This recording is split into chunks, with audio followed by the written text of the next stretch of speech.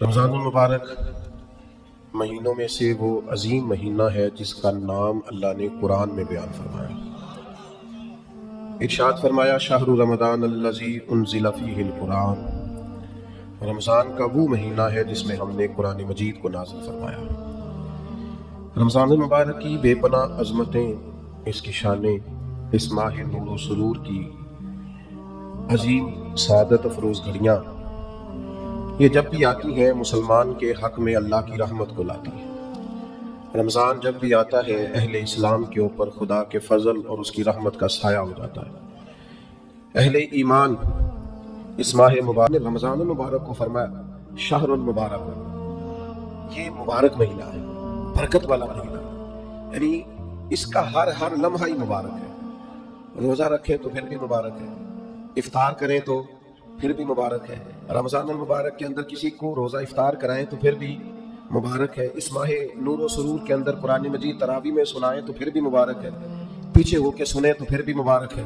رب دے توفیق، اللہ کرے فضل، تو رمضان المبارک کے اندر اگر ملے توفیق بندہ بیت اللہ کی زیارت کرے تو بڑی مبارک ہے، اور اگر اللہ توفیق دے اور انسان یہ ماہ مبارک مدینہ منورہ میں گزارے تو پھر بڑی مبارک ہے۔ تو ہر لمحہ مبارک ہے، ہر گھڑی مبارک ہے، رمضان سارا ہی مبارک ہے۔ پہلا عشرہ بھی مبارک ہے، درمیان والا بھی متوجہ سمجھ لیں کہ یہ وہ مہینہ آ گیا ہے جس میں مبارک ہی مبارک ہے، جس میں کرم ہی کرم ہے، عطا ہی عطا ہے۔ اب پریشان نہیں ہونا، شہر المبارک ہو، یہ مبارک مہینہ آ گیا، برکت والا مہینہ آ گیا، اب کوئی پریشانی نہیں، کوئی پچھتاوا نہیں، کوئی پیچھے نہیں ہٹنا، کوئی کمزور نہیں پڑنا۔ یہ مبارک مہینہ، اس کو نبی کریم نے مبارک کہا، تو اس کے لمحے میں آپ نے تصور باندھنا ہے کہ یہ مبارک دن ہے۔ اس میں رزق آئے گا تو وہ بھی مبارک ہی آئے گا، کوئی شخص ملے گا تو انشاءاللہ خیر ہی ہوگی، کوئی عمل کریں گے تو انشاءاللہ برکت ہی ہوگی، کہیں ہم اللہ کی رضا کے لیے کچھ خرچ کریں گے تو پھر بھی برکت ہی ہوگی۔ مہینہ ہی مبارک ہے، اس کو نبی کریم نے مبارک کہا ہے۔ لہٰذا جو پریشان لوگ ہیں نا، وہ یوں سمجھیں کہ رمضان کا چاند طلوع ہوتے ہی وقت ہی مبارک کا شروع ہو جائے گا، بیمار سمجھے کہ شفا ہونے لگی ہے، مکروہ سمجھے کہ رہائی ملنے لگی ہے، تنگدست سمجھے کہ وسعت آنے لگی۔ اور حدیث میں لفظ بھی ہے، مشکات شریف میں یہ لفظ حدیث کے موجود ہیں، حضور فرماتے ہیں رمضان المبارک میں مومن کا رزق بڑھا دیا جاتا ہے، اس کے رزق میں برکت کر دی جاتی ہے، اللہ تعالیٰ اپنے فضل سے وسعت فرما دیتا ہے۔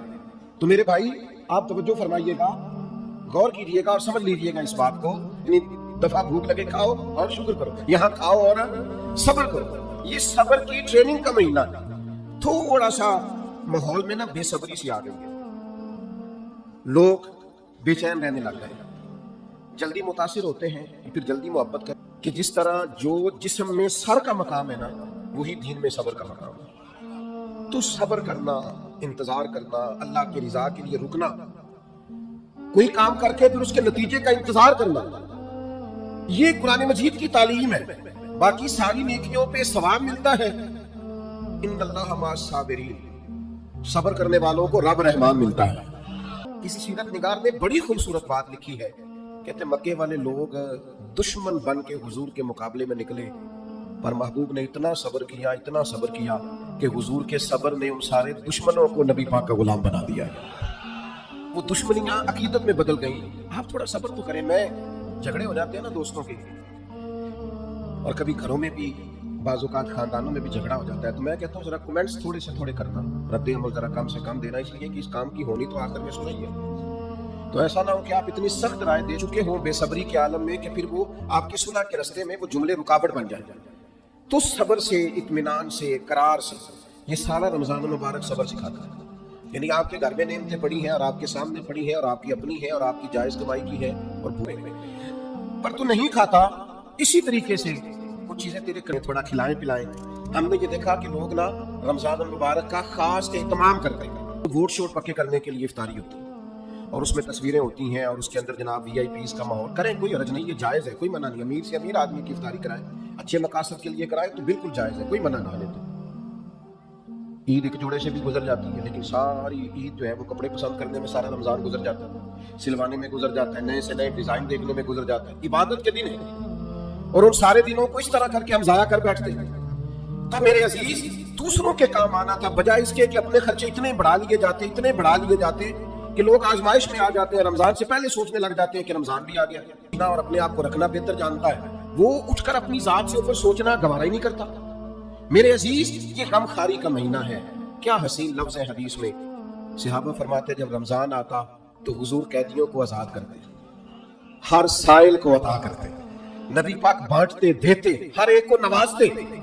ہمارے ہاں لائنیں لگتی ہیں زکوٰۃ لینے والوں کی, اور جناب جو دینے والے ہیں وہ بگڑ جاتے ہیں, کہتے ہیں آپ 9 بجے ہی آ گئے, سونے بھی نہیں دیتے. اور پھر یہ کہ آپ وہ تو نہیں جو پہلے بھی آئے تھے.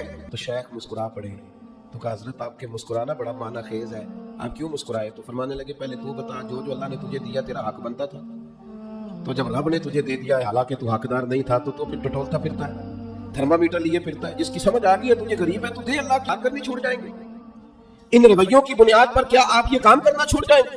اللہ کی رضا کے لیے دینا ہے تو خوب دینا ہے. اس ماہ مبارک کو نبی پاک علیہ السلام نے غمخاری کا مہینہ قرار دیا ہے. خوب اللہ کے لیے ہمارا اسی جگہ دسترخوان لگتا ہے سحری اور افطاری کا.